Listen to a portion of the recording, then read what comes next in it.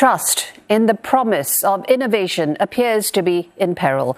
An annual index reveals that more than 1 in 4 people in Singapore says innovation is poorly managed. This despite a high level of trust in the country's key institutions. Now, Singapore ranks 8 out of 28 countries, you can see that, surveyed in this year's Edelman Trust Barometer. It's not too shabby in an index that measures how much citizens trust their government, NGOs, businesses and the media. But this year's data is casting doubt that innovation is being rolled out in ways that are safe, understood by the public, beneficial and accessible. The index reveals that 28% of respondents say innovation is poorly managed. That's more than those who believe that it's well managed.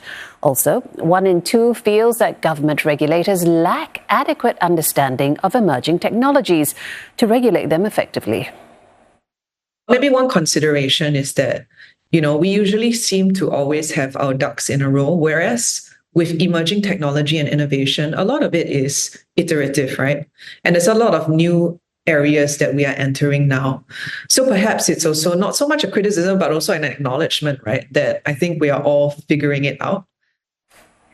Now have a look at the types of innovation respondents are resistant to. They include genetically modified foods like disease-resistant crops, as well as gene-based medicines like mRNA vaccines and artificial intelligence like machine learning and generative AI.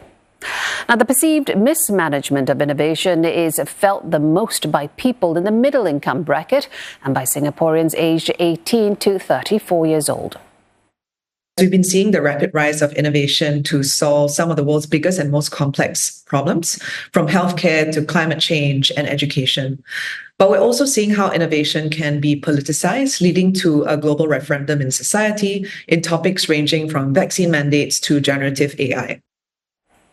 The survey also shows that when people feel innovation is mismanaged, they are more likely to believe both technology and society are leaving them behind.